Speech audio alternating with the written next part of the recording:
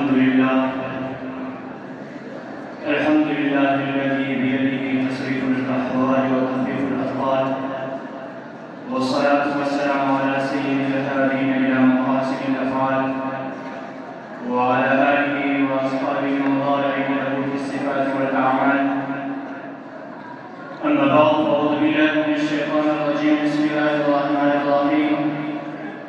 قال الله تبارك وتعالى في كلامه العزيز: ما كان محمد أبا أحد من رجالكم ولكن رسول الله وخاتم النبيين. قال رسول الله صلى الله عليه وسلم: إن الرسالة والنبوة قد انقطعت، فلا رسول بعدي ولا نبي بعدي. أو كما قال عليه الصلاة والسلام: آمنت بالله صدق الله العلي العظيم. أكملت لكم آية القرآن پڑھا دو، أكملت لكم آية القرآن پڑھا دو، ذلی و بروزی کی نبوت کو مٹا دو، ہو جس کو محمد کی مساوات کا دعویٰ، ہو جس کو محمد کی مساوات کا دعویٰ، مصباح جہنم کی وعید اس کو سنا دو۔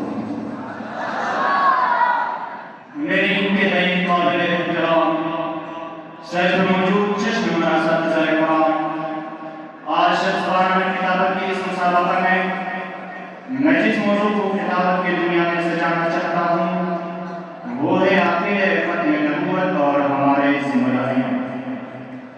سامعین وقار، جب میں اس موضوع کے لیے ایک گوشے حقیقت پر نظر ڈالتا ہوں تو تمام تر قوت احساس لفظ بناتا ہو جاتی ہے، اور تاریخ کی برگردانی کرنے کے بعد اس امت کو یہ درس ملتا ہے کہ جس طرح کسی انسان کے مومن ہونے کے لیے خدا کی وحدانیت کی تصدیق کرنا لازم ہے، قرآن کی تصدیق کرنا لازم ہے، فرشتوں کی تصدیق کرنا لازم ہے، ٹھیک اسی طرح کسی انسان کے مومن ہونے کے لیے عقیدہ ختم نبوت کے سامنے سر تسلیم خم کرنا بھی لازم اور واجب ہے۔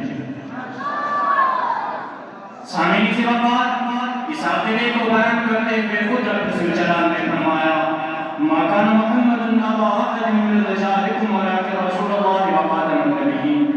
اس آیت کی تفسیر میں نظام رسالت یوں ہوتی ہے: ان الرسالة والنبوة قد انقطعت، فلا رسول بعدي ولا نبي بعدي۔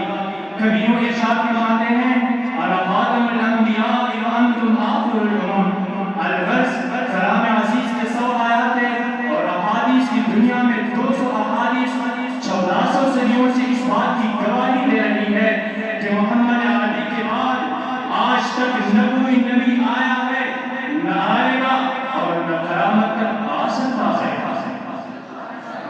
اور پورے امت کا اس بات پر اجماع ہے کہ محمد عربی کے بعد اگر کوئی نئی نبوت کا دعوے دار کرے تو شریعت کی روح سے اس شخص کا اسلام اور مسلمانیت سے کوئی تعلق نہیں۔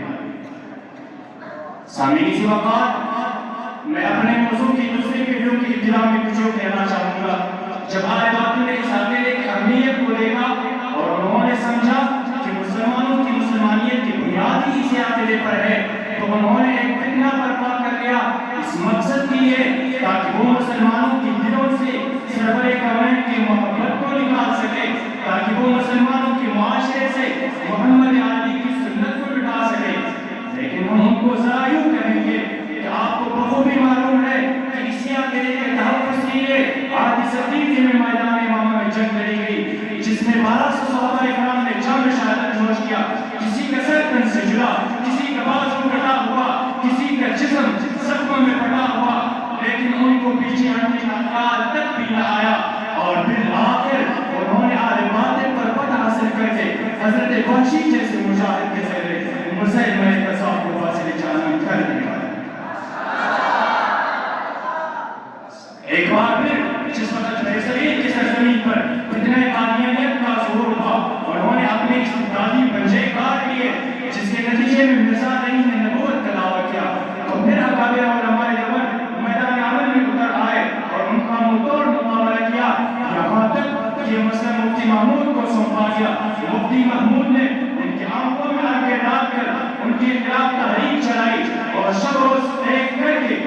زمین پر لے مارنے کی جدوجہد کی. بالآخر اس مرد کے اندر کی جدوجہد کا نتیجہ یہ نکلا کہ 7 ستمبر 1974 کو پاکستان کی آئین کے متماشا کے لیے قابل قرار دے دیا اور ان کو شکست کی ایک ایسی گھونٹ پلا دی کہ ان کی 7 نسلیں بھی یاد رکھیں. سامعین سی وقار، میں آج اس محفل سے حالت احرام کو ایک پیغام دینا چاہوں گا کہ دشمنان محمد سنو، دشمنان محمد سنو، لیکن دل کے کاموں سے سنو کہ جس طرح ہمارے اکابرین نے اس عقیدے کے تحفظ کے لیے قربانیاں دی تو ہم بھی ان کی راہ پہ چلنے والے مرد کلندر ہیں. ہم بھی عقیدے ختم نبوت کے مسئلے میں موت کو خوش آمدید کہہ سکتے ہیں، اپنے آپ کو خاک میں ملا سکتے ہیں، اپنے گھروں کو ویران کر سکتے ہیں، لیکن عقیدے ختم نبوت کے مسئلے پر کسی قسم کی تاب ہمارے زمین کے لیے قابل برداشت نہیں. سامعین سی وقار، در اختتام میں خطاب کچھ یوں کہنا چاہوں گا کہ دشمنان محمد کے خلاف لڑنا ہمارا ایمان بھی ہے، ہمارا جذبہ بھی ہے، ہمارا دستور اور ہمارا منشور بھی ہے. اور انشاءاللہ یہ جذبہ، یہ دستور اور منشور آپ قیامت جاری رہے گا اور دشمنان محمد کو سفایستی سے مٹا کر نیست نابود کر دیں گے انشاءاللہ. چند اشعار حضرت کے غلامان محمد سے اجازت لے کے جا رہا ہوں. شاعر کہتا ہے غلامان محمد کو صدا پیدا لینا ہے. غلام